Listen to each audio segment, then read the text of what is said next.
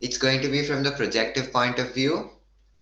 So the projective geometry point of view, and it's going to be an intense class. I mean, if people are already familiar with this idea, it's going to be fine. Otherwise, try to try to basically focus on the thing because it's going to be a very new idea. Okay, and and there, like, I'm going to go a little fast because we have a lot of material to cover. So feel free to ask questions in the middle if required. Okay. Okay. So let's start.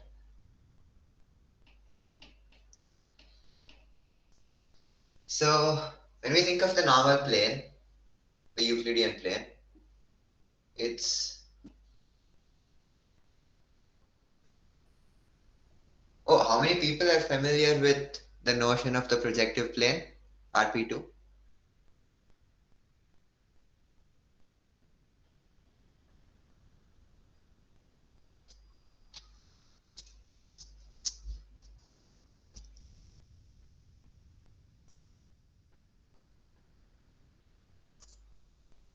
Okay, so people are familiar. So, okay, I'll just go over it quickly once. So, this is called, I mean, it's just a plane called pi, which is z equal to 1, just for convenience. And this is the plane in which we kind of uh, are doing all the Euclidean geometry. So, now what you can do is any point in this plane, this is the origin O, this is a 3D grid, and any point P in pi can be represented by this line OP, and I'll use the term vector as well. The vector just means this, and its direction is what that matters here. Its magnitude could be this or this. It all represents the same point P. And similarly, like a point Q here, represented by this. So any point in pi can be represented by a line. Okay. Now you can imagine just the lines piercing the plane at that point, right? So they represent the point by the place where the point at which they pierce the plane. This plane is called an embedding plane. Anyways, the thing is not required. Okay. So now, so we know how to represent points by lines. These lines are called projective points. I mean, just to show that they're basically points, they're basically just representing a point. You can view it as the direction is showing you where a point is on the uh, on the plane pi. So basically like a direction. Okay. Now the next thing is how are lines represented. Suppose I take a line this, it's obviously infinite.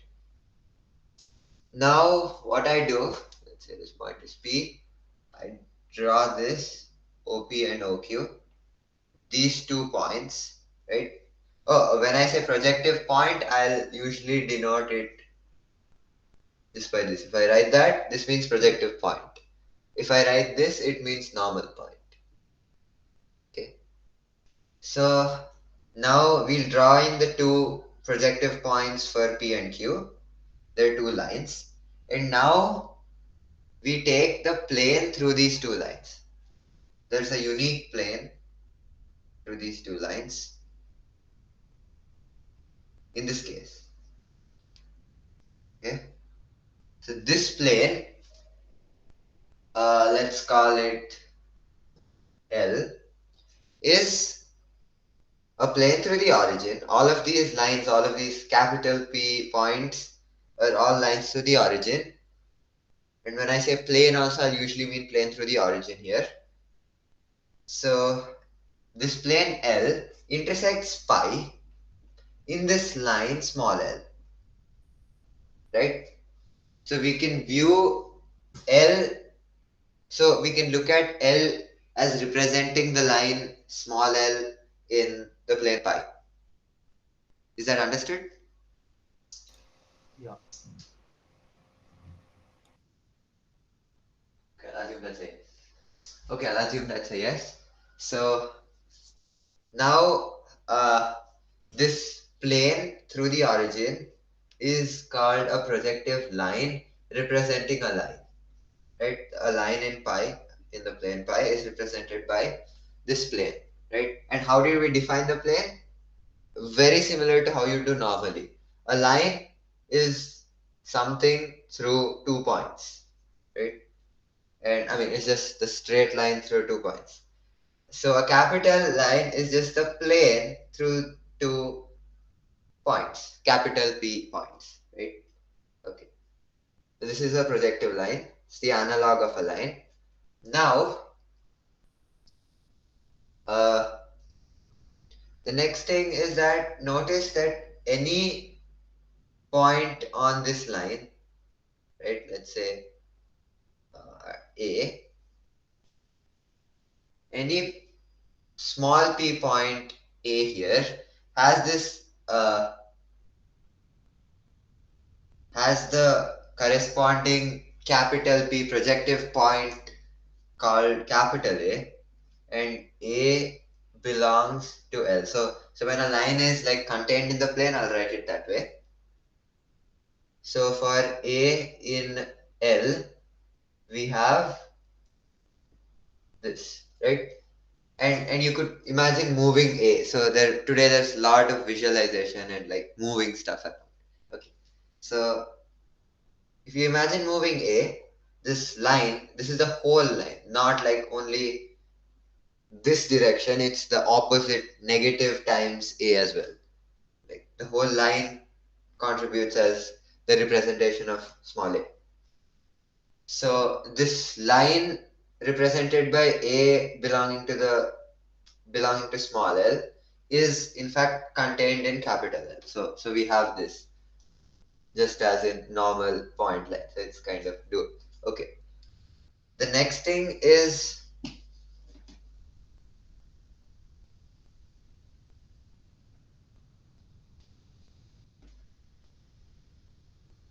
okay, if it's clear, somebody can just say yes. Still here. Yeah. Okay. Oh, by the way, So how do now you define planes, projective plane? yeah, yeah.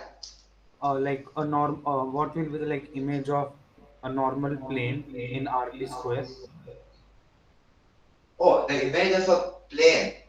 The the plane itself is the thing, right? So there's no point in defining the image of a plane, right? Because we are working within a plane. So we are working in a two-dimensional space. So we have access to like 0D and 1D objects. Oh, R isn't RP square is like 3D? Yeah, RP square is 3D. So RP squared will come to that is basically the set of all of these capital P points and capital P lines, and we have to add a few more. So it is a three-dimensional object. Yes. In which, wait, are you asking what are planes in RP squared? Yes. No, like planes are there, what do they represent? Yeah. They represent lines. So No, but that part is clear. Like uh, the small l was in a plane, right? Z equal to 1. yeah, yeah. So what is the image of z equal to 1 in RP square? That's the Z question. equal to 1 is, I mean, Z equal to 1 image is the set of all. Okay, wait, you mind if I answer your question in 1 minute? Yeah, sure. Just coming to that. Okay. Yeah, sure. So consider, so as he asked, now any point in this, so now we have to characterize Z equal to 1. Okay. Any point you can represent as lines. They go both ways. I'm just drawing them one way. So now, are there some lines that we yet, some lines in three-dimensional space that do not represent any point in R square, meaning in Z equal to 1? Oh, the lines parallel to it. The lines Parallel. parallel, exactly. So all lines contained in Z equal to 0 don't represent any points in Z equal to 1. Correct? So we have, so the image of z equal to 1 as is in RP2 is just all of these lines which are not parallel to z equal to 1. Yeah. Okay. And but now we have to, this is completing the plane, so to say. We'd like every line in three-dimensional space to represent some point, maybe just a theoretical thing, but or a real point as do these lines. But for our purposes, we'll construct some more points as well. So take any line like this in z equal to 0. You can view it as intersecting this plane at like some point at infinity along this vector, this direction. Okay, so so we say that this line represents p infinity along this along this r bar. Okay, just some direction. So it represents the point at infinity along this direction. Just represents that. The vector itself in z equal to 0 is perfectly real. The point is just a construct. Okay. So now we can do this for any like two-dimensional direction. And you get points at infinity in all those directions. Now, as we saw before, that if you take a plane, right? It represents some line. I'm not drawing z equal to 1 everywhere, but it represents some line in z equal to 1. And any point on this line is given by a projective point which is contained in the plane. And like any of these lines, most of these lines, almost all of them, represent some point on this line. But there is this one point, take some plane through the origin, right? Represents some line here. There is this one point which is parallel to this. Uh, this the point. There is one line in three-dimensional. Okay, let me just draw a bit back.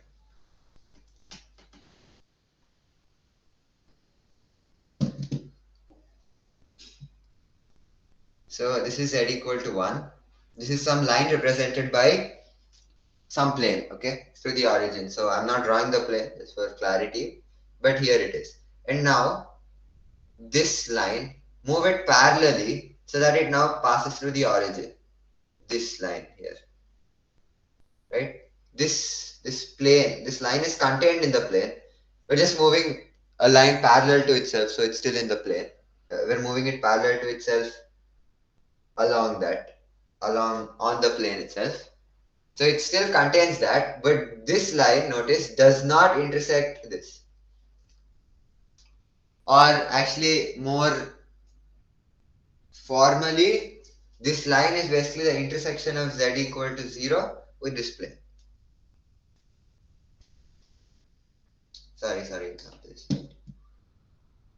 Like it will intersect, right? Because in RP square points at infinity do exist. No. Sorry, I drew a wrong figure. I wanted to say something else. Oh. Just draw this little far. Yeah. Okay. So given some line,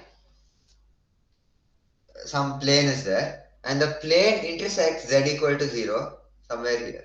Okay, that's what I wanted to say. This is not parallel. Like this line is not parallel to this line, like normal parallel.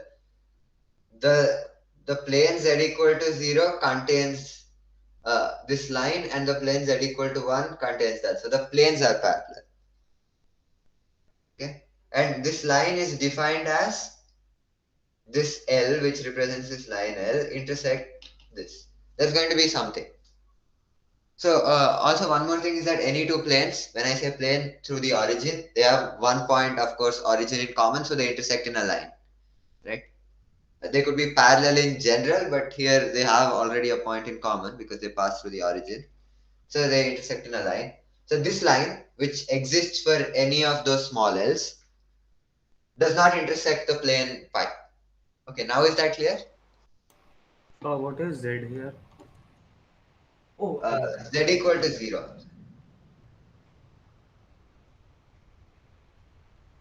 What is L cap Z equal to 0? I still don't get. What is? Capital L cap Z equal to 0. I'm sorry. This notion is like intersect. Like line Yeah, 1 intersect line 2. yeah, that's fine. But like, doesn't capital L lie in Z equal to 0? Capital L is the plane representing the line L, small l. So it's like, I didn't draw it just like that, but it's this plane here. Okay. Okay, and what capital L represents? Capital L is this plane, L. Okay. I mean, like, this small. So, what is the special about this line? This Capital L line is cap. special because it is part of z equal to 0, Yes. and it is also part of the plane that represents this line small l. Yeah. So what, because it's part of z equal to 0, it does not intersect z equal to 1, right? Yes. But also notice that any other line in capital L does intersect z equal to 1, and it intersects it on like some point on small l. Yeah. So what's special about this is that in the normal construct of R squared, this line doesn't represent anything, Yeah. right? So now, but in like just 5 minutes back, we said that this line could be said to represent the point at infinity along this direction, Yeah. right? So now what we do to each of these lines L, okay, so RP2 is these 3D objects, but like, because like in a problem or something, we'll be working with a 2D thing. Is to understand, you can visualize it as adding one point at infinity, right? This, wherever this intersects, so to say. But the actual thing is it doesn't intersect. It represents the point at infinity along this line L. So suppose I take two lines like this, which are parallel to each other, L1, L2. Then notice that their planes will be something like this, like an open book. Is that clear? If you have two parallel lines, then their planes will be something like this.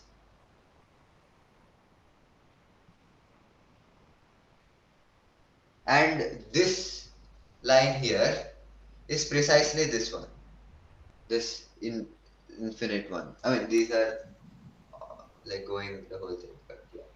This is the origin. And these are two parallel lines in R squared. Is that visualization clear? Yes. Okay. Okay, so then now what happens is L1 and L2 don't intersect normally, but the thing is that they do have their representations, their plane representations do have one line in common, which is the line representing this point right there. It is not really there, but this point P infinity along this direction. So L1 and L2 could be said to have that point. Like if we want to make it consistent that every line in a plane corresponds to some point on the line which that plane is representing, then this also we just say that it corresponds to that point on the line L1, small l1.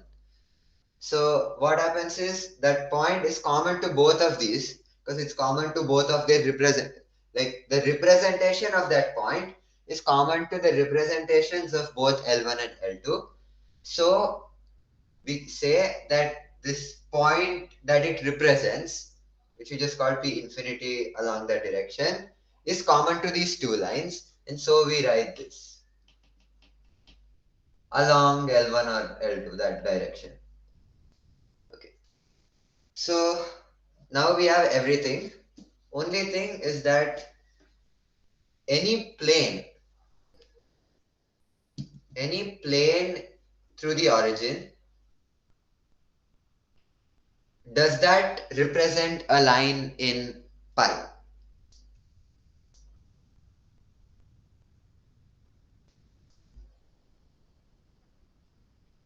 So all planes through the origin, almost all planes, except if the plane was parallel to z equal to 1, will intersect the plane in a line. And that line will be what that plane represents. So uh, the thing is that all lines, so the only plane through the origin parallel to z equal to 1, meaning it's z equal to some k, passes through the origin, so this is 0. So is this z equal to 0 plane, right? So this one represents some construct which we call L infinity, just so that like every plane represents something. Just like we said, every line we wanted to represent something, whether that point exists or not. So we call this L infinity, and again by the thing that in any plane that represents a line small l, all lines contained in that plane represent some points on small l. Here also all lines contained in this plane representing L infinity are all the P infinities. So L infinity is just the set of P infinities, so to say. So it's like P infinity along one direction, and that's the line. Not exactly, but that's the thing. And the how you can visualize this, these are not, they're just like for the sake of visualization, is like you can imagine this and this coming together at infinity, right? So it's some giant circle kind of thing, which is wherever you see it, it looks straight. So it's like a straight line, so to say. Okay. So now we're ready to define RP squared. RP squared is set of all planes through the origin. I'm not writing that, and all lines through the origin in R3. Okay, and this represents the whole of z equal to 1 plus all points where parallel lines could imagine to intersect, and it also includes the representation of the line which passes through all of those points at infinity. So this is the completed R square, and we're going to be working in RP square. So for now Oh, we say, I have a yeah. doubt. Why did you consider only z equal to 1? Could you come again? Why did you consider only z equal to 1 while defining RP square? Yeah.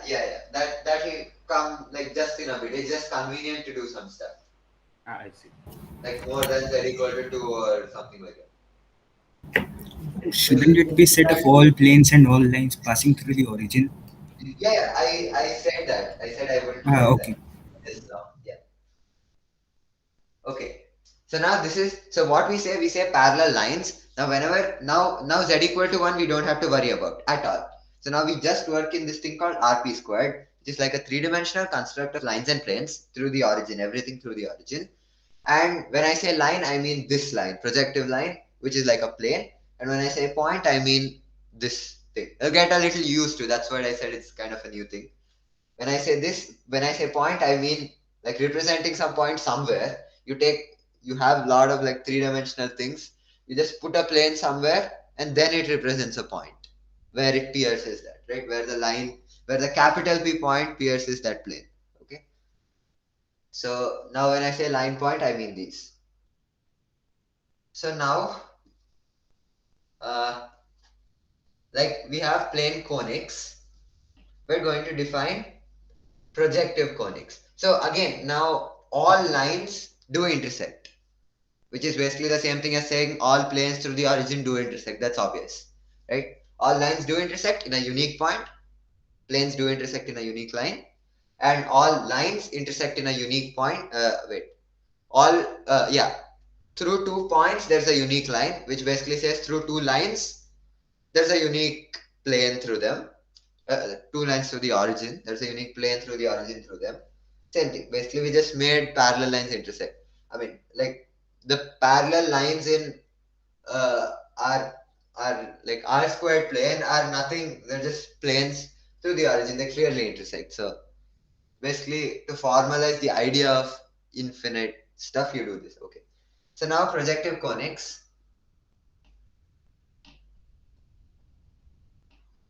Okay, so now everybody is clear with this, I think, so I can move a little faster, right? Now it'll just be using all of these. Just definitions and some theorems. And then finally we'll prove Pascal. Okay. Okay, so I think I can go really fast. So you take z equal to 1 again. Just take some conic that you like. And now any point on that. Like for any line, what you did, you just took this, and what was this whole thing, like the set of all of those lines? That's just the plane which represents that line small l. So here also you just take the conic and like draw all the lines for each point on the plane conic lines. So it's like two thing. You get this three-dimensional thing. This is what we call, I mean, it's a hollow thing, right? Just visualize that. And it extends onto infinity. This is called a projective conic. I mean, conic, so projective conic. And it's actually, it has an apex here. You can see that because all of them pass through the origin, like converging, diverging point. And it's like a hollow thing. So it's basically a hollow cone in R3. Need not be right circular or anything, but a projective conic is just a hollow cone in R3. This is almost correct. A non-degenerate projective conic is a hollow cone in R3. So what I mean by a non-degenerate, okay, wait, we'll come to that in a bit, but a non-degenerate, like these, like usual conics, form hollow cones in R3. That's how they're represented. Now, when I say conic, I mean projective conic. How do you show that hyperbola is a conic? Like the projection of hyperbola is a conic. Yeah, that is diagram wise it's difficult to show, but it is. You can, I'll show you how you can do it like this. It'll look okay. Wait, I'll draw it. I'll try to give a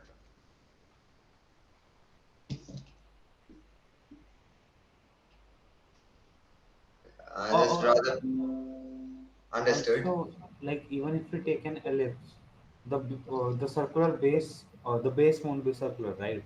Yeah. It's just some cone. Need not be right circular or anything. Oh, okay, fine. Yeah. I got how Hyperbola is like hyperbola is a cone. Yeah, fine. just from the like the normal way you do it. Just rotate your point of view so that z equal to 1 becomes the plane that's cutting the cone. Yeah, got it. Just the important fact to notice is that never we're assuming the cone is right circular here. Okay, so now any plane conic is ax squared plus by squared. I'll assume people are familiar with that, no? Plus 2xy plus 2gx plus 2fy plus c equals 0. You can represent a conic is defined by this kind of equation. Any conic, any plane conic. So now, if there's a point, okay, one more thing is that these points can be represented as vectors where you only care about the direction. So if I say 1, 1, 1, this basically represents like this point 1, 1, 1, or basically this whole line. Okay, so 1, 1, 1 is the same as 2, 2, 2. The direction is the same, just that magnitude differs. So I'll just write it like this, or like x, y, z, anything you can take for that. Okay, so now let's try to find the intersection with z equal to 1. So z equal to 1. So suppose our cone has some point HKL on it. Okay, projective conic. Right? So then HKL is the same as like this HKL is the actual XYZ point, like point, like with small p, but in R3. So the line through that you can, I mean, the projective point, you can just write h by l, k by l 1, just so that like convenience. Or like you can take 2h by l, 2h, or you can even take just HKL, that's no problem. HKL is on the same line. That line is just represented by like this vector, okay? Or twice that, or any number of that. So now this vector, so this line or this projective point intersects z equal to 1 at some point on this conic. Like that's how it's defined. Like it pierces pi z equal to 1 at some point on this conic. So now the actual point in 3D. Now we're trying to get the equation of a projective conic in 3D. So like with point p, small p point xyz. Okay. H by L, K by L 1. This actual point. When I'm using like capital P point, I'll say with this square brackets. Otherwise, I'll just use the usual like XY or XYZ thing with curly, not curly, with normal brackets. So this is a point on the conic. So just put this in, and then you'll get some equation in h, k, and l. And so any point h, k, l on the projective conic will satisfy that equation that you got, right? So just take HKL to XYZ for any point on that. This is like a fixed point. Then you just take any point on this is given by that equation something equal to 0. Okay. So now, whoever has seen this two-dimensional equation, have you wondered why the ordering is like this G? I mean, like not like usual. You would say like DEF or something instead of like Yeah. HGF and like C here or like that. So now that's all going to get clear. Put H by L, K by L 1 and then So multiply by by the way, huh? like when you put h by l and k by l in that, you get Yeah, a 2-degree equation, right? In exactly. h Yeah, and k. homogeneous. Yeah. Yeah, but that our projective conic is a 3-degree, right? No. Oh wait, it's I, 2-degree only. Never mind. Yeah, fine. for example, x squared plus y squared equal to z square is like the normal cone, no? Right Yeah. circular cone. So now, so this is why the C is here and it's all like this, because you put this and change the, okay, so I'll change the HKL to XYZ. So you get this.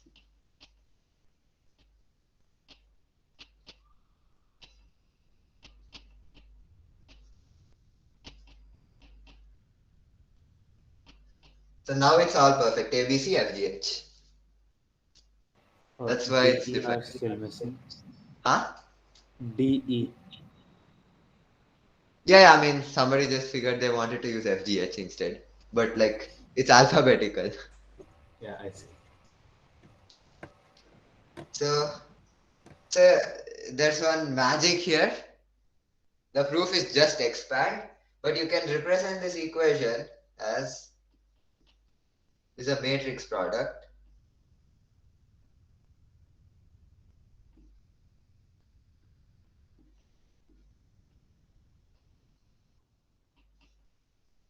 Proof is just expand. Okay. Is the handwriting clear?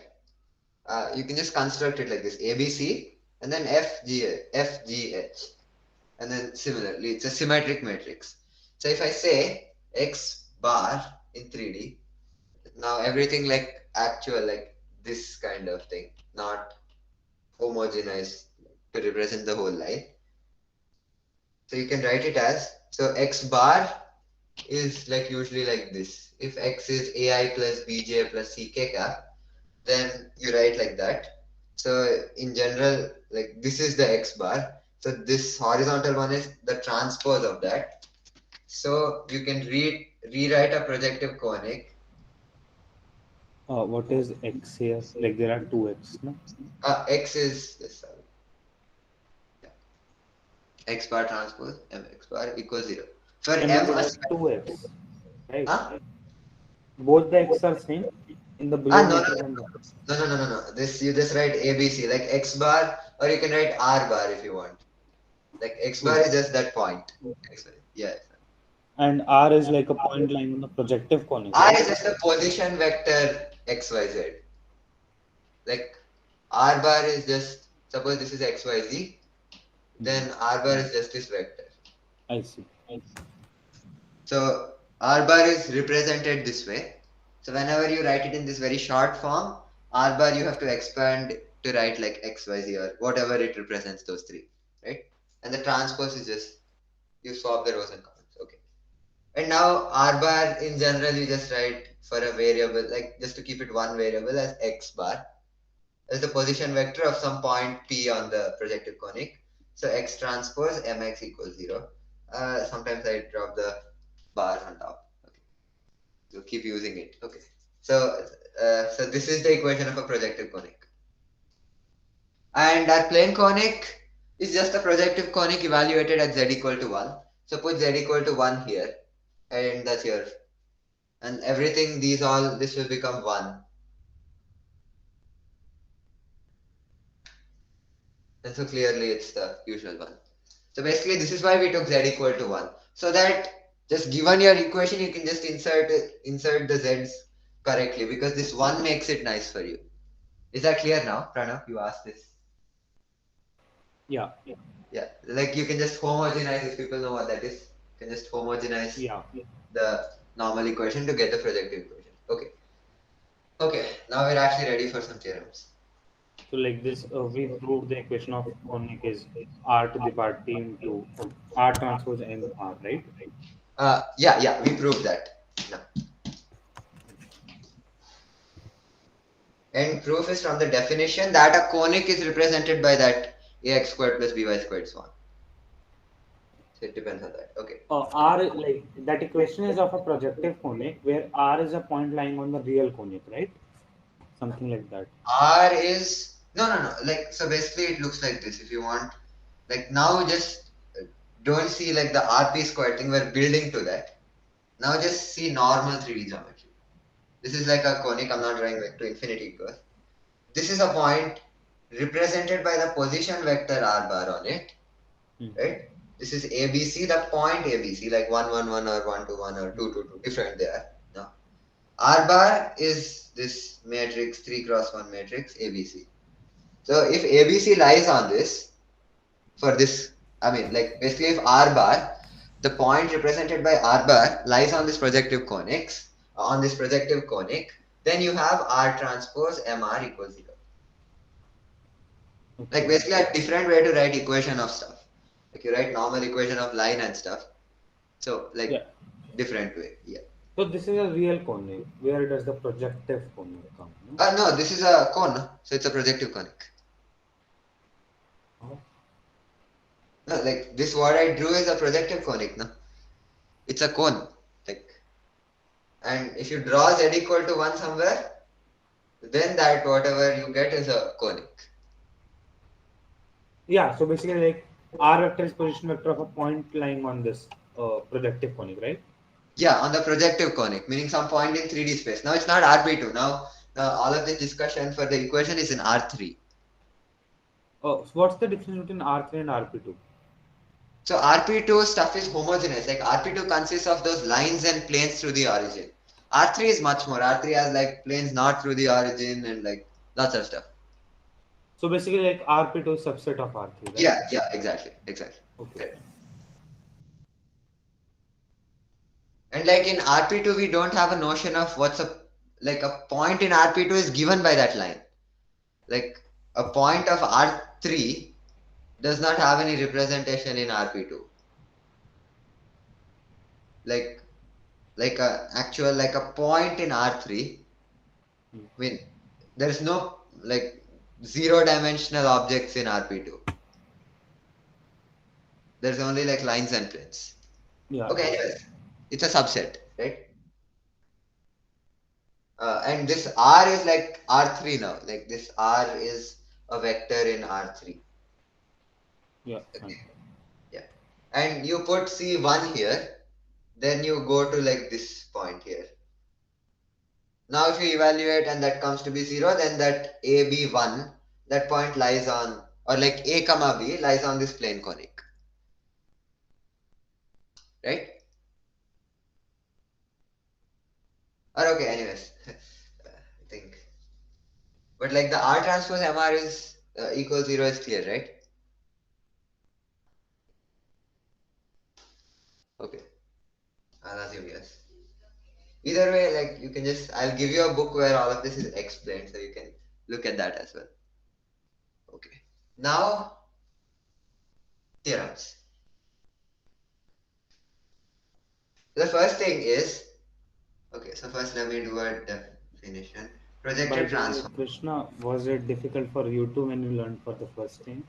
Like, no, it's some confusion for the If you first know time. some, like if you actually are comfortable with this, like vectors and matrices and 3D, then it's not difficult actually. And like I learned this when I was in 12th, so that time I knew this stuff, so it was kind of easy. And of course, Like I had the explain actual this way. book and like all the time in the world to like think. Okay. Uh, Anyways, I'm not expecting that like everything you get like perfectly. At this point, I'll give you a book where I learned it from. It's explained perfectly. Okay. Yeah, sure. Projective transformations. So basically, I'm not gonna prove that these are the only ones and stuff, but like this, okay? It's just a function that takes any vector, all R3 now, take any vector to A times that, where A is a 3 cross 3 invertible matrix. Okay?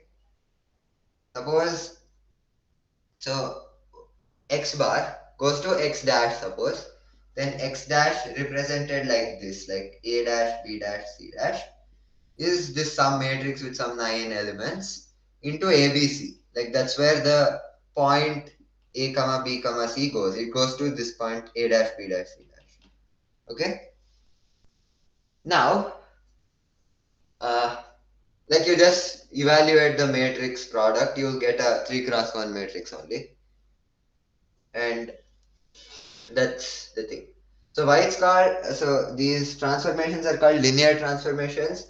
Why? Because if this was A11, A12, A13, then A dash is a linear combination of these ABCs, right?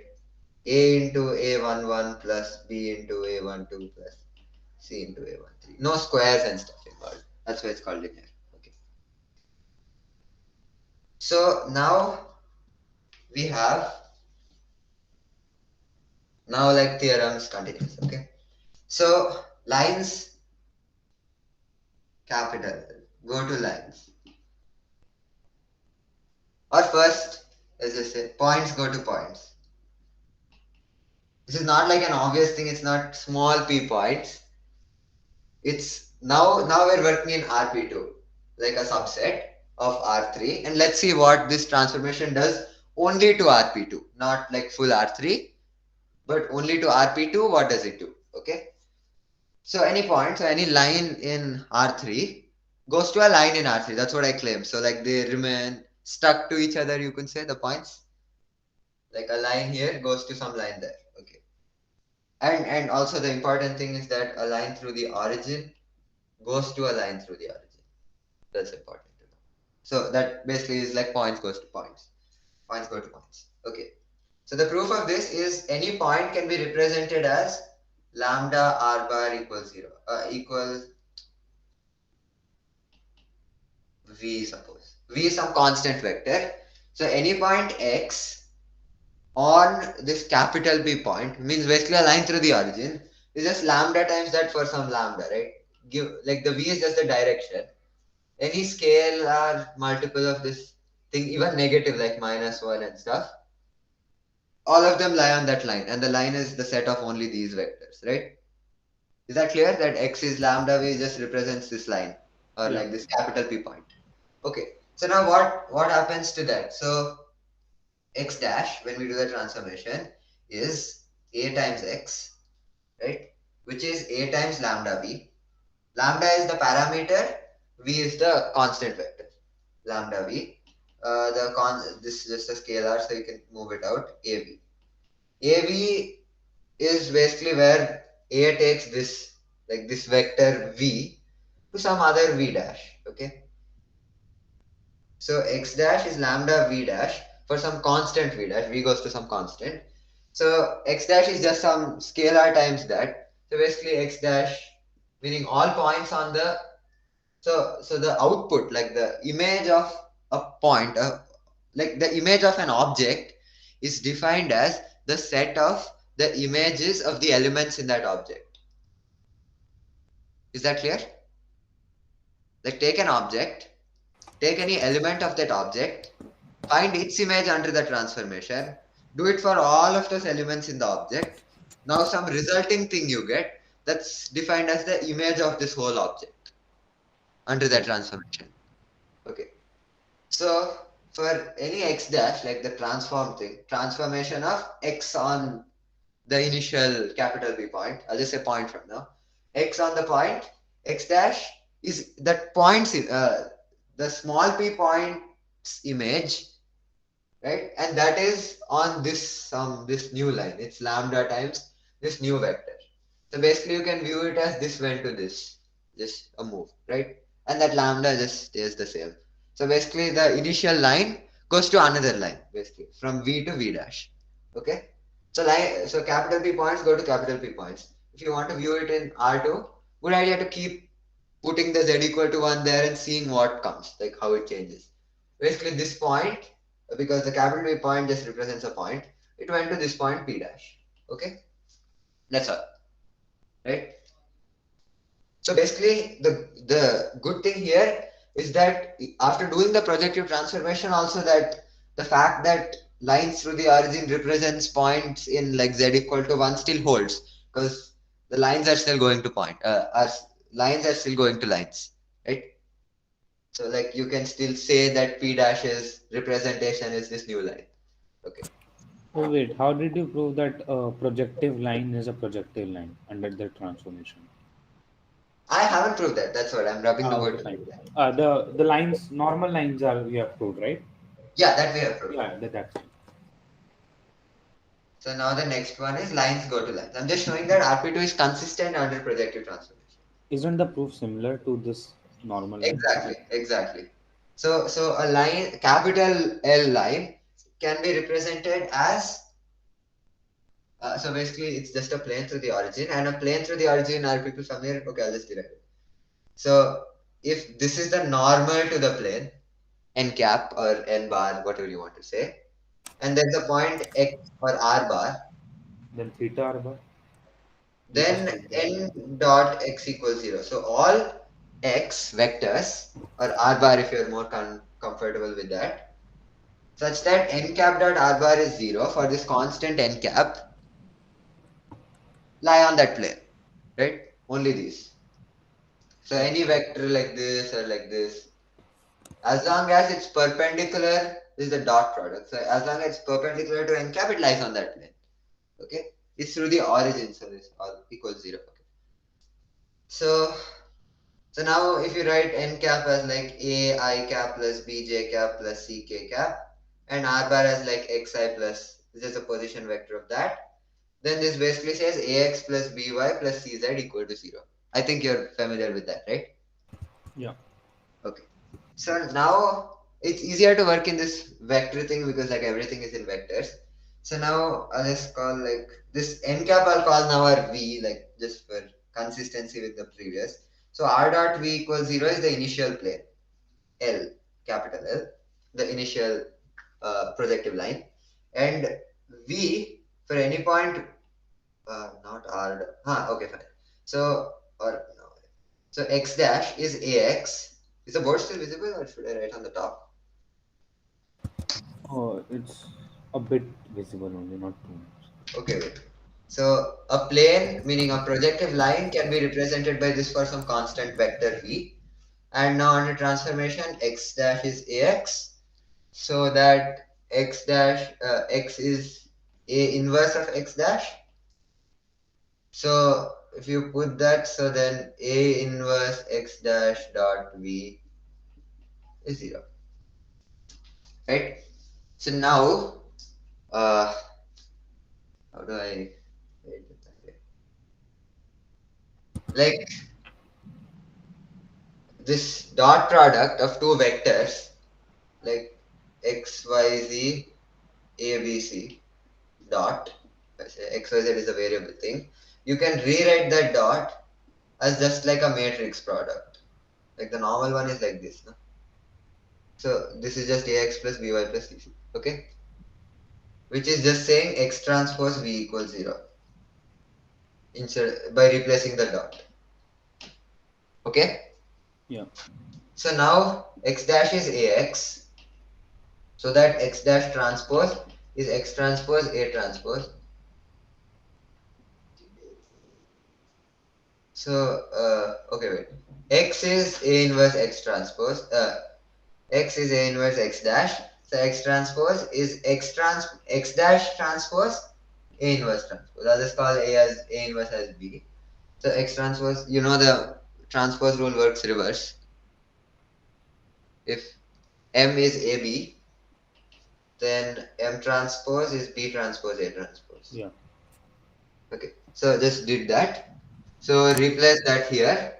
So x dash transpose B transpose V equals 0. That's the equation in this.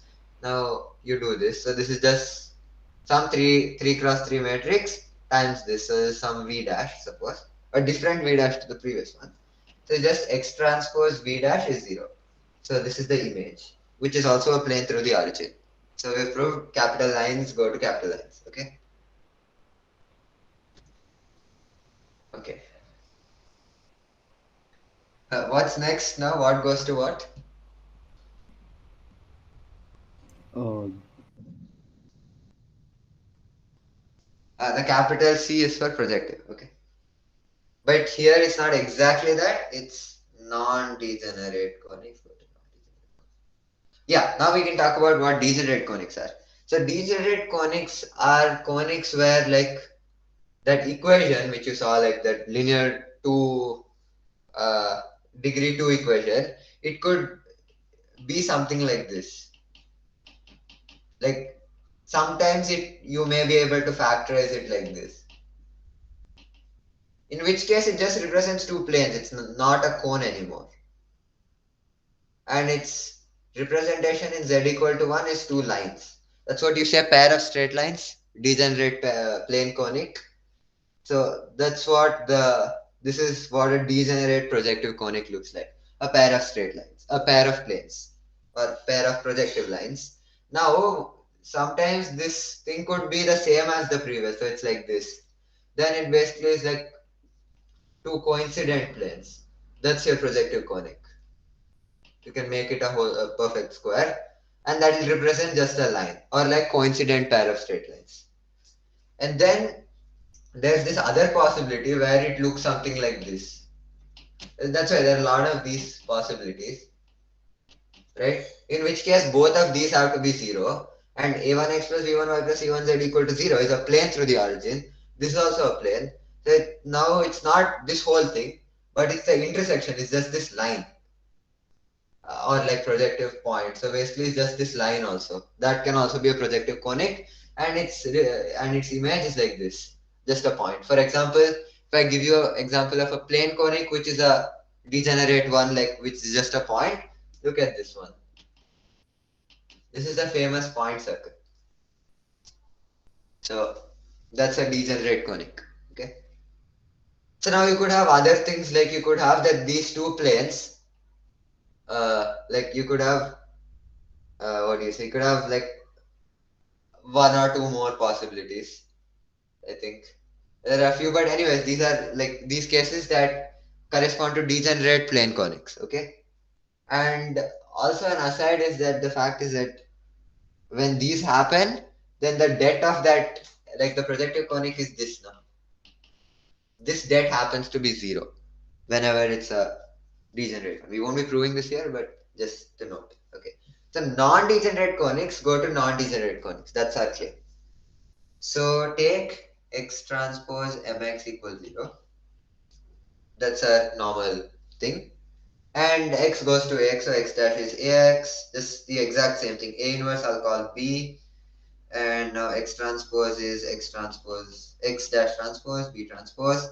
Now put that there, x dash transpose, b transpose, mbx dash equals 0, drop the dashes.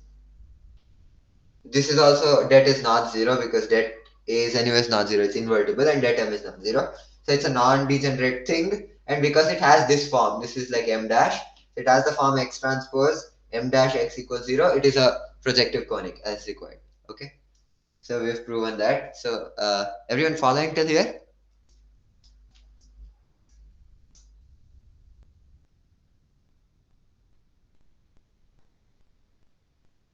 Yeah. Okay, great.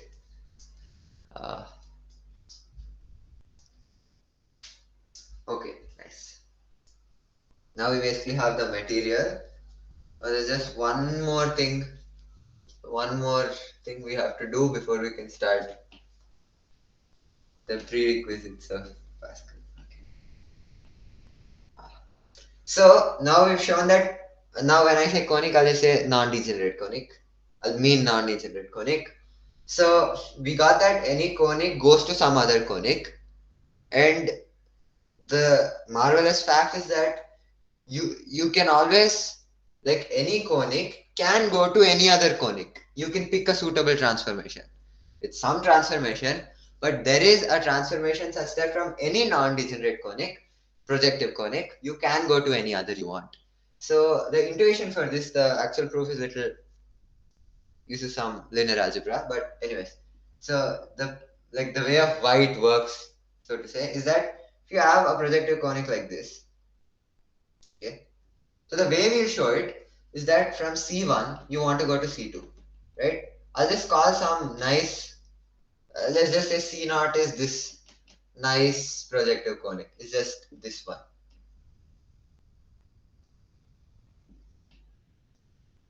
Okay, it's just like its axis is this z axis, and it's in z equal to 1. It just represents x squared plus y squared equal to 1, like the unit circle, right circular cone. Okay, there's some nice cone, Is some this nice, C huh? naught x square plus y square equal to z square or 2 square? Z, I'm sorry. Okay. I'll just call this as C0. After some time, we'll define a different C0, but let's just say this, or I'll say C. So we'll show that there exists some T, like some projective transformation, or T1, taking C1 to C, right? So then, because we proved it for an arbitrary C1, there exists something taking this. So what this means is T2 inverse, it's all bijective, that's why A is invertible, takes C to C2, just a reverse transformation. Like we said, x dash equals ax, no? So x is A inverse x dash. So if you're given the x dash coordinates, this A inverse transformation you do, meaning that's defined as T inverse, then you get back your initial one, x, okay? So now this takes that.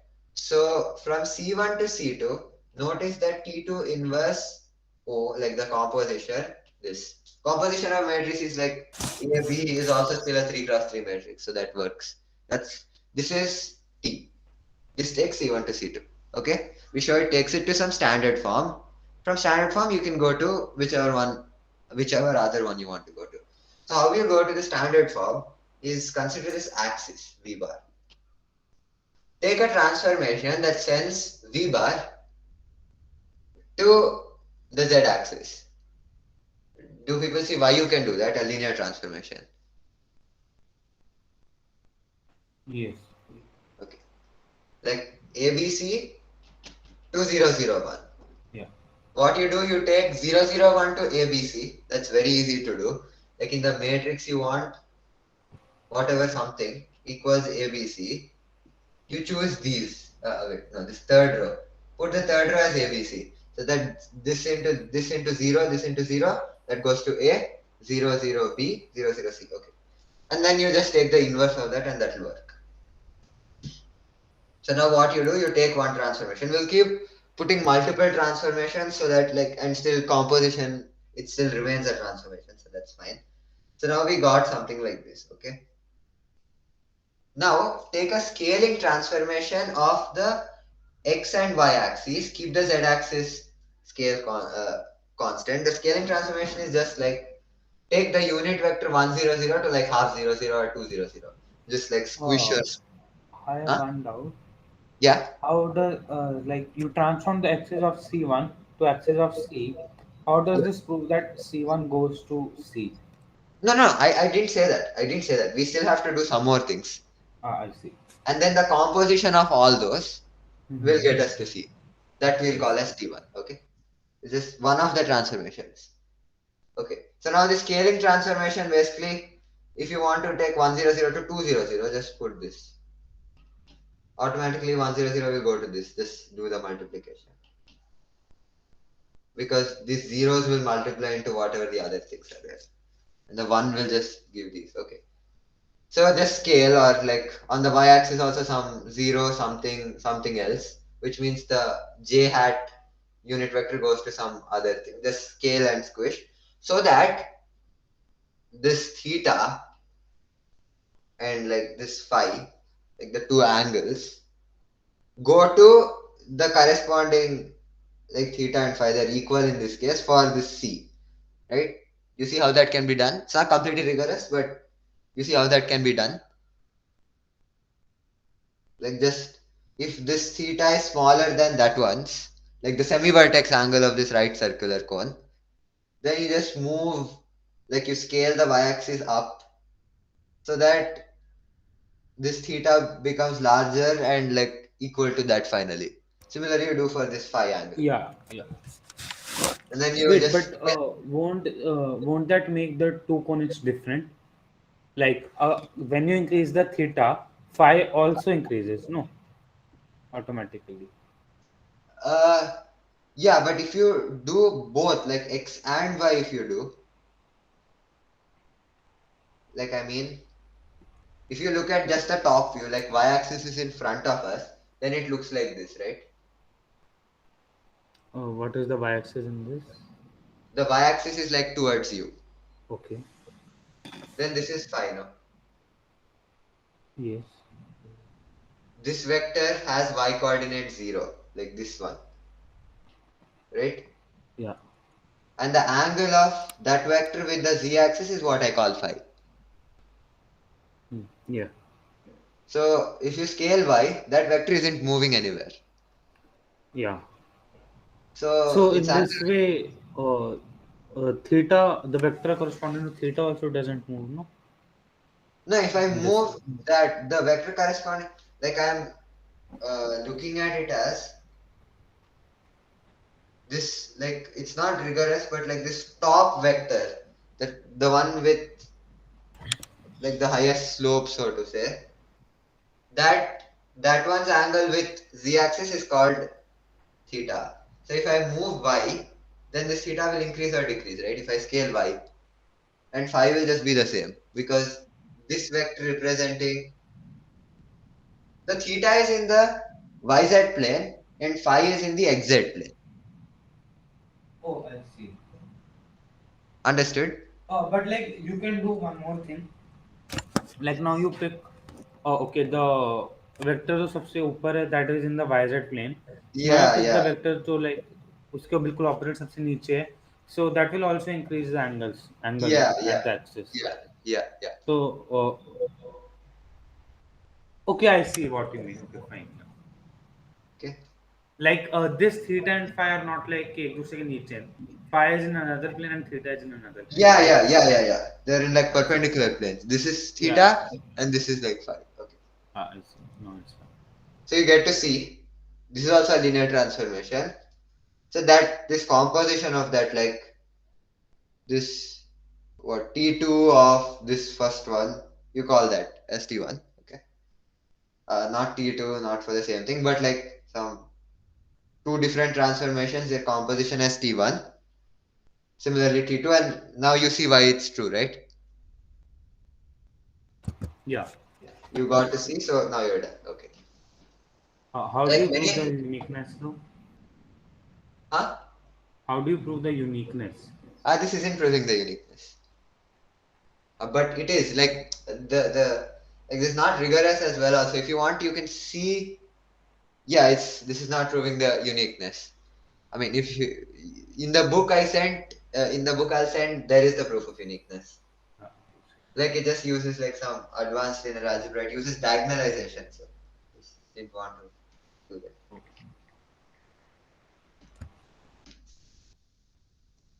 Like basically the fact that that M matrix in the projective conic is symmetric, that gives it some special properties, and those are used basically. That's why like conics is kind of a special kind of that thing, right? Okay. So now we're done basically. What's the time? Wait, let me just check. 17. Oh, okay, nice. Then we have time. Okay. Right. So now there's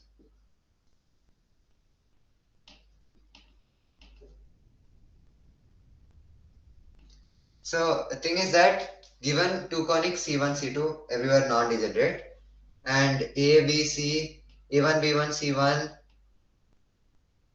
are on C is capital C1, A2, B2, C2 are on capital C2. Then there exists a transformation T taking C1 to C2 and also mapping A1 to A2, B1 to B2, C1 to C2. This is a very powerful theorem. Okay. So now the proof is like this. Proof is very similar to the previous, like the idea.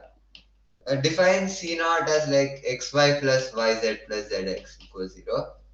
Why this is useful is that these unit points, unit vectors, these lie on that. This is again capital P points, which means x-axis, y-axis, z-axis, right? The whole line. These lie on that, right? Any two of them are 0, meaning the whole expression is 0. Like any lambda 0, 0, all of those lie. Okay? And if you want to see how this, like the visual, you can just see it on GeoGebra. And also if you want to see how the plane, like what it represents as a plane conic, just put z equal to 1, xy plus x plus y 0, factorize. It's a hyperbola in like xy equal to 1 kind of thing. Just translate it to like center as -1 comma -1. But it's a hyperbola in z equal to 1 in our plane. It's actually a nice conic. You look at it, I mean, it contains all the axes, x, y, and z. So that's a nice thing on its own. Okay. So we'll define that. So now there's like the theorem called fundamental theorem of projective geometry. Like actually before all this you do that. And I think Ojas covered that as well. That just says you can take 4 points to 4 points. Any 4 projective capital P points to any 4 capital P points, right? We don't need that as such for this, but like linear transformations say that you can take 3 like points to 3 points, general points, like small p points. So we'll just can take 3 lines to 3 lines as well. Or okay, fine. Anyways, that requires the theorem of the fundamental theorem. Not going to prove that here, but nothing is there in that. Like how we said that you can get from 0, 0, 1 to like any vector a, b, c. Similarly, you just construct the vector for getting from a1, b1, c1 to these 3 points. Construct a matrix. So from a like if you want to show that from ABC you can go to DEF. No, I shouldn't say that. Like from ABC you can go to PQR points. Then what you do, you just construct ABC to these 3. I'll just call this delta, like the 3 points together. You can go from here to here. So you can go from here to here, take the inverse, so you can go like this. Okay, so that's basically the proof, and proof is identical. Here also, if you want to find this matrix, what you do, you say 1, 0, 0 goes to A, like some A1, B1, C1 or something, A1, A2, A3. That will just have like the first column that. Okay. So this is B1, B2, B3. So this matrix will take delta to this. So its inverse is this matrix. And this matrix is just that P1, P2, P3, that matrix. So now when you multiply those two, that takes this to this. So you can find a thing taking 3 points to 3 points. But there's this other thing of scaling. So A1, A2, A3 is 2A1, 2A2, 2A3. So that'll, to fix the transformation, you will need like one more. But anyways, we just need one transformation. So there is a transformation that takes 3 points to 3 points. So what you do, you take C1, you take a transformation T such that A1, B1, C1 go to delta. Okay. Now this C1, just called T of C1, like the image of C1 under T, goes to some C dash, some non-degenerate projective conic, which contains these 3 points, right? It's defined as like set of all those images of points which are on C1. So delta, all those 3 points are on C dash. The C dash is just like some ax squared plus by squared plus cz squared plus so on so on. You put 1 0 0, all those x y z x. Wait, for these kind of terms, like which have two different variables, any two variables out of three are zero, all those three terms will become zero. So this whole thing will be zero when you put these three, and this will be a 0 0, 0 b 0, I mean just b, and the other time c. So all of those are zero because like it lies on that c dash. This is computation. So you get a equal to b equal to c equal to 0.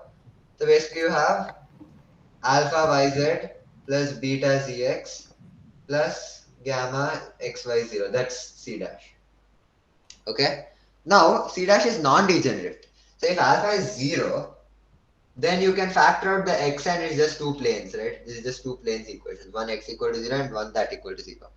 So that's a degenerate conic. So if that's a degenerate, I mean that cannot be like c dash is not degenerate because c1 wasn't degenerate, so its image isn't either. We have already proved that. So alpha cannot be 0. Similarly, beta and gamma also can't be 0. Divide by alpha, beta, gamma, y by beta, z by gamma, x by alpha, so on, plus equals 0. Now you take the scaling transformation such that like y goes to y by beta, meaning like y dash is just this. So you get y dash, similarly z dash and all. It's just like this matrix, like 1 by alpha, 1 by beta, 1 by gamma, all others 0. That 1 0 0 goes to 1 by alpha 0 0, meaning all things on the x-axis are like that by alpha, like they're shrunk by alpha times. Plus, this is the new thing. This is a second transformation we have taken, right? First transformation, that one of them which took it to delta, the other one. So now you got into this conic. Notice that delta is invariant under this transformation. Delta represents the three axes. So the three axes are still the same. Even if 1 0 0 doesn't go to the point, the x-axis still go. I mean, 1 0 0 doesn't go to 1 0 0, but x-axis still goes to x-axis. That's important. So then these delta goes to delta only, right? So what we did, the composition of these two transformations, what it does is it takes, oh, and notice that what we got is y dash, like yz plus zx plus xy0, which is as claimed c0. So from c1, using that composition of those two transformations, like t2 of t, like you know why that composition works, right? It's just t2 of t of c1. T of c1 is c dash. Now t2 of c dash is just c0. Right? That's what we did. So c1 goes to c0, a1, b1, c1 go to delta. Right? Finally, they ended up at delta only. So we have shown that you can find a transformation t1 such that this happens. So you can find this also.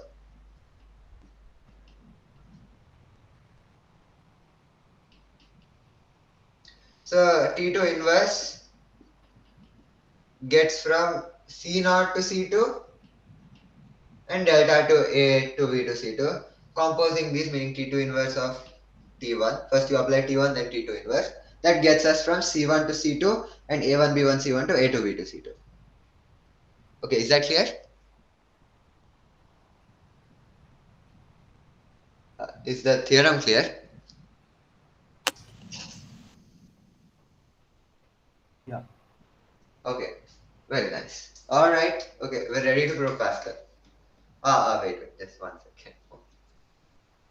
Oh, by the Pascal way, proves just once repeat the definition of C1. C1 was the first conic. Like from C1, is some starting non-degenerate conic. C2 is another one. So what we and A1, B1, C1, small C1 and capital C1, there's a difference. Like this small C1 is like a point C1, a capital P point C1, and this C1 up here is the conic C1, projective conic C1. Yeah. Okay. Okay. So there's just one more thing, parameterization. Like how you parameterize points on a line, uh, or like even like between two vectors, this r bar, suppose this is a bar, b bar, then you say r bar is like t a bar plus 1 minus t b bar, right? This parameterize, like whatever t is, now r bar will represent something on this line for any t. I'll keep moving like that. Okay. So similarly, now we're going to parameterize points on projective conics. Okay. Like for example, uh, whoever's like if you have seen y square equals 4ax, you parameterize it as at square to at. So as t varies, it covers all points, right? On the parabola. Yes. Or like xy equal to 1. This is very simple. t1 by t. That's all. Right? Basically, so that you have to worry about only one variable. And the fact that this xy equal to 1 equation is obeyed is already incorporated in the values of like the x and y in terms of t. So it makes it easier. Like instead of having to check for the equation, you just have like to put in one variable. Okay. So parameterization of C naught. What was C naught? Xy plus yz plus zx equal to 0. Okay. So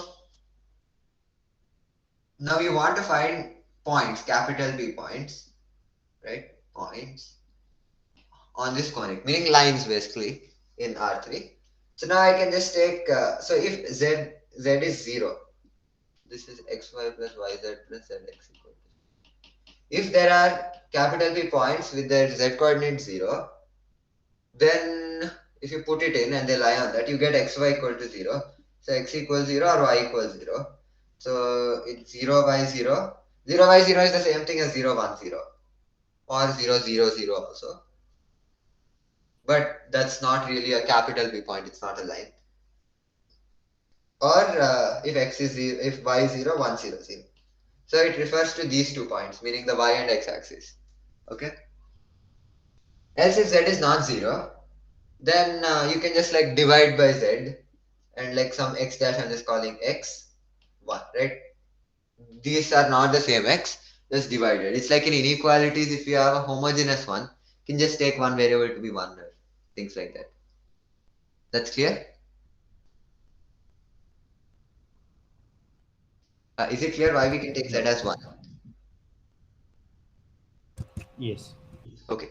So now put z equal to 1, you get this. This I've already shown.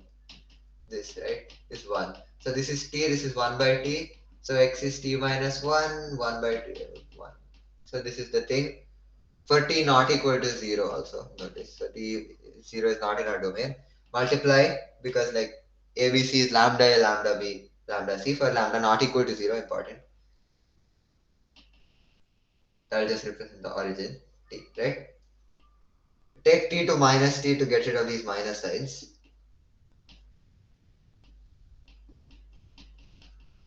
This.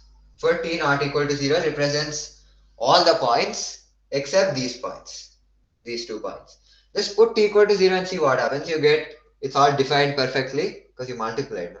And then you get 0, 1, 0. Okay. So you can remove this exception point like that, so to say, and say that allow for t equal to 0 as well. This was for t not equal to 0.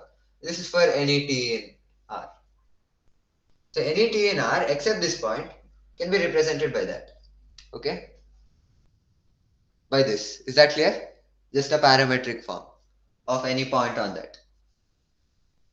Oh, can you please repeat it once? My net got disconnected. Okay, sure. I So understood how z equal to 1 you did after that. after that, I just wrote down the equation, put z equal to 1, wrote down the thing. So you get like something into something is 1. So just take parameter like t and 1 by t, like xy equal to 1 type thing. How is xy1 matrix also there? Huh? Like the equation was xy plus yz plus zx equal to 1, right? Equal to 0. Equal to 0. Yes. And what is xy1? This is, Like I'm just saying, xy1 any is 1. point. It's I a mean, how point. did you get this xy1 into x plus 1 into y plus 1 equal to 1? Oh, this point lies on C naught, right? Yes. And I want to like get a parametric form for it. Like I want to put it in the equation, then set something to t and something to something else so that it Yeah. obeys the equation. Yes. Just to have one variable to deal with. So I put this in. Like x as x, y as y, z as 1. Then you get xy plus x plus y is 0. Add 1 and you should. I see. I see. Fine. Then everything So, just like, calculates. basically, you put that. I thought that xy1, x plus 1, y plus 1, all three are in multiplication. No. This, yeah, No, it's fine. yeah, okay. Right, so now we're ready to prove Pascal's theorem. Uh, it would be nice if you could open a book and like write down the proof yourself. That's easier. Like it's actually a very short proof also. It's not big. You have to write down. Okay. Okay. Line through.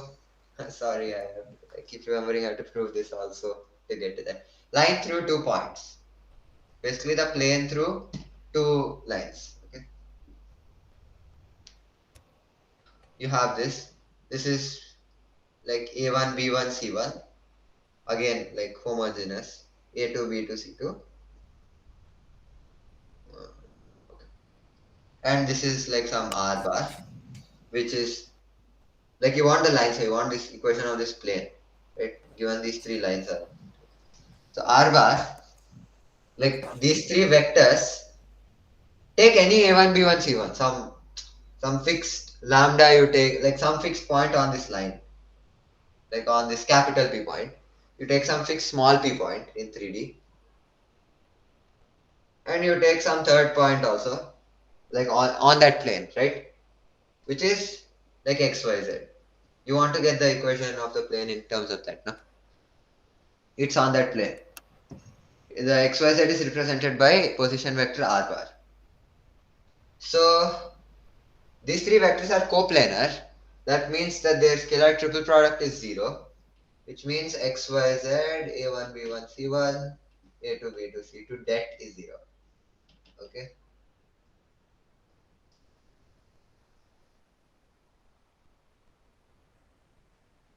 Now you just expand and it's done, right? Wait, what are we proving? I don't understand that. So we want the equation. We want like some thing for xyz where that whatever you get represents this capital L line through these 3 points, through these 2 points. 2 points, like basically that line is there. No, I'm not drawing z equal to 1. Everything now capital P and capital L. Okay, Yeah, I got it. so that's the equation. Okay, clearly if you put a1, b1, c1, a2, b2, c2, like 2 rows are equal and the det is 0. So it works. Okay. Now we're done. Just one small exercise. If you have this point 1, 0, 0, and people have their books open, I assume so. Okay. And this point 1, 2, 4. What's the equation? 3, 2, 4. What's the equation of the line through these 2 points? Capital L line. These are just like 1, 0, 0 is the same as 2, 0, 0. What's the equation of this plane?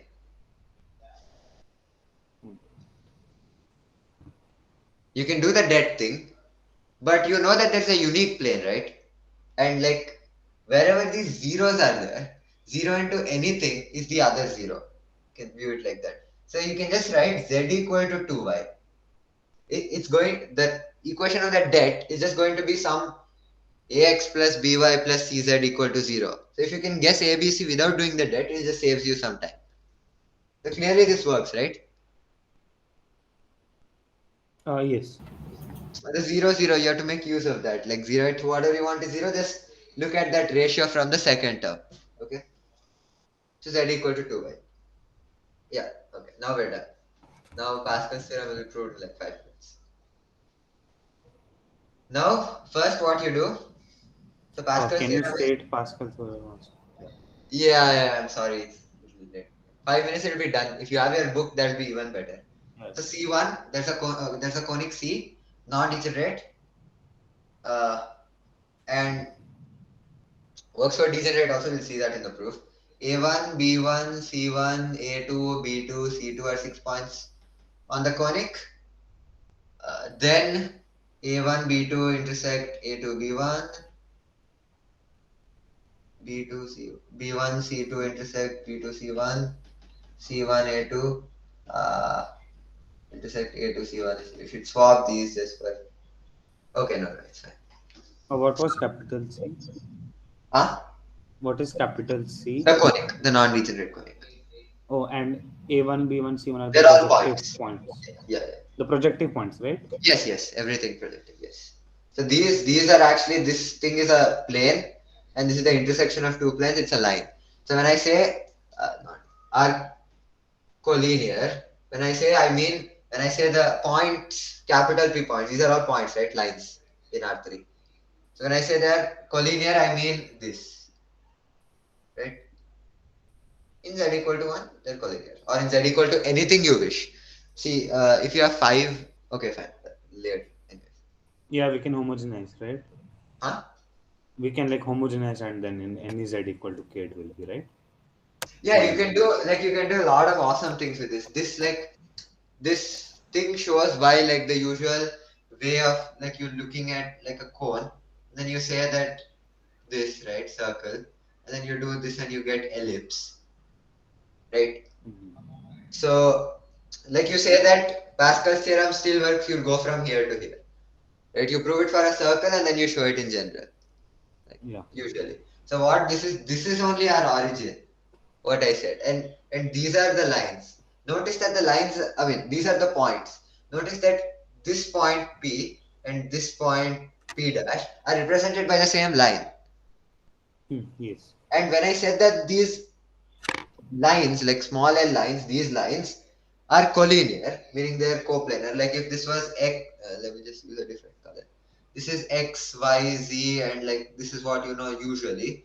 I'm just saying that these are coplanar. Like there's a plane here. And if there's a plane here, that means its intersection with Z equal to 1 is this line, which shows like the two-dimensional version, right? Like you are saying that these three lines are collinear. Means that like the three capital P point, like when I say points are collinear, Yeah. I mean that the lines that represent them are coplanar. Okay, shouldn't it mean like the points are like lines in R3? So they should pass through a same point. Oh wait, never mind. That not be the Uh, case. Yes. so points are collinear means you want to show that there exists line dash such that point all points means all those 3 points are on this. That's what you want to show, right? I see. Yeah. Fine. That's what you want to show, no? Yes. But they're on the same line, which is the same as saying the lines representing these points lie on a common plane, Yes. which is just that, right? So the magic of proving it from the projective point of view and like the whole thing we have developed is basically the fact that you can do like the more conventional projecting thing, like why the name projecting comes. Because you showed that is the diagram clear? Yes. Here. These three lines which represent XYZ are coplanar. That's what you showed from the projective things. That already shows that Pascal's theorem holds for the ellipse. Because the lines are not changing.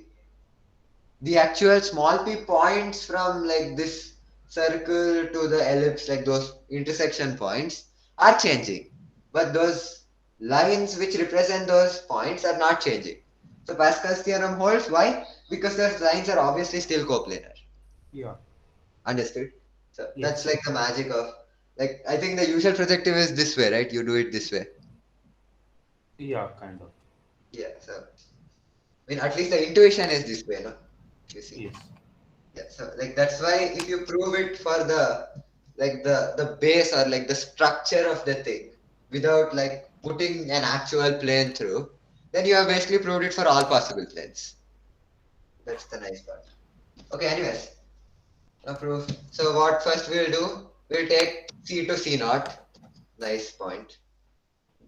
And A1 B1 C1 to delta.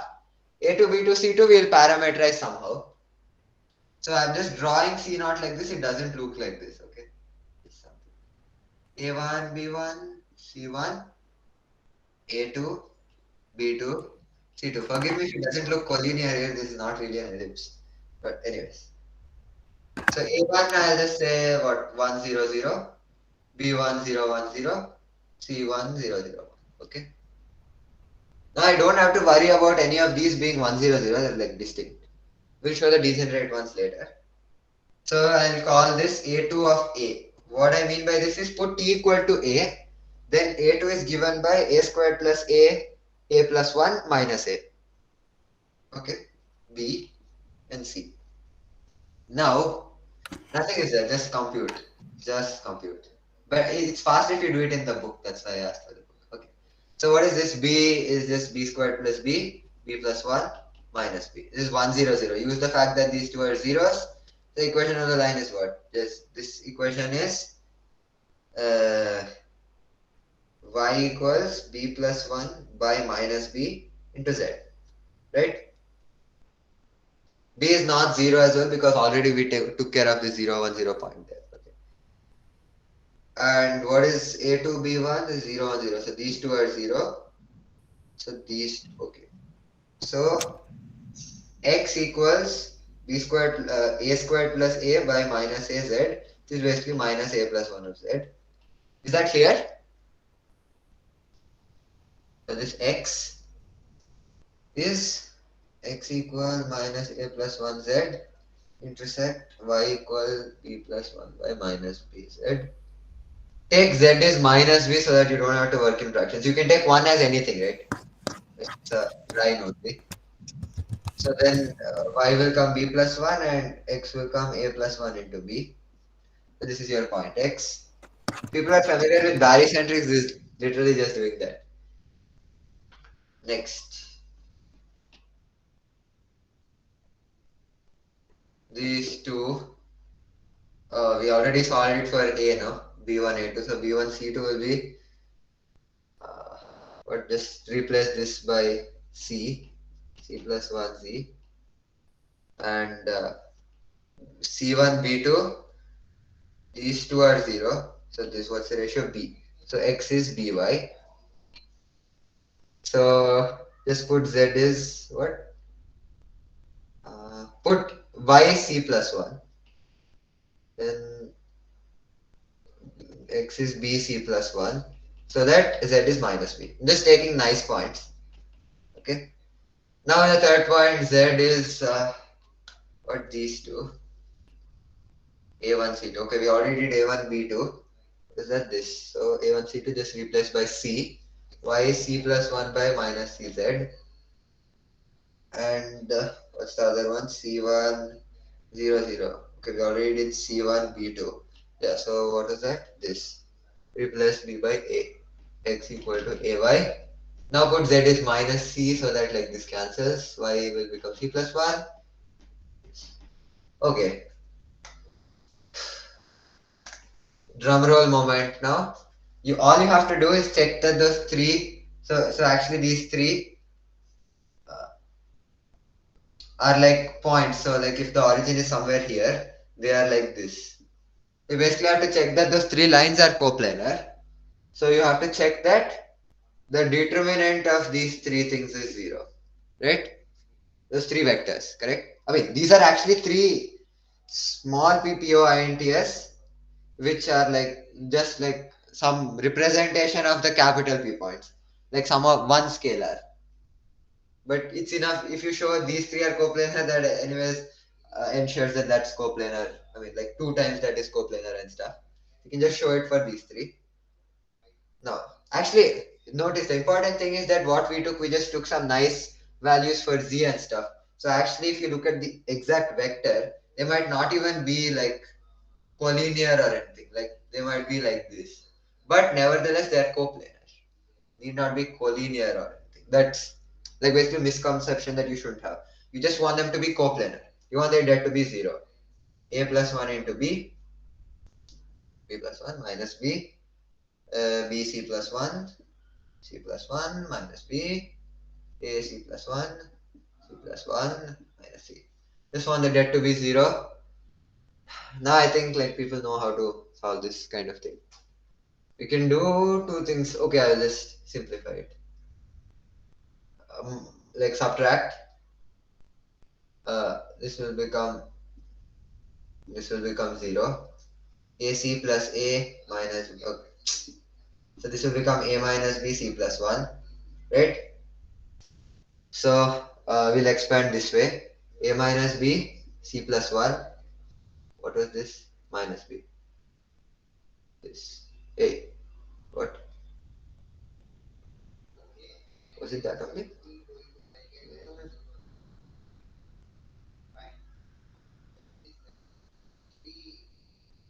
Okay. What's that only, I guess? Something was. Okay, fine. Wait. Did somebody already show that the det is 0? Maybe I made some calculations somewhere. Like,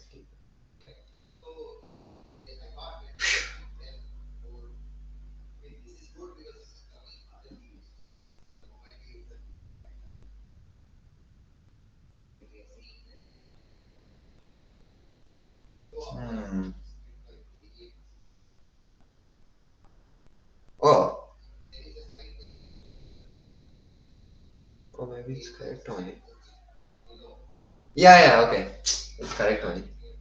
Uh, what is this? Minus B squared plus BC plus B. This cancels. BC minus B plus B minus C. B common. A plus 1 C plus 1 minus B plus 1 C plus 1. So C plus 1 common. A plus 1 minus B plus 1. A minus B. Yeah. B C plus 1. A minus B. B minus C. C minus B. Okay, so we're done. So that shows that these lines are coplanar and Pascal's theorem is proved. Okay. Did people follow that?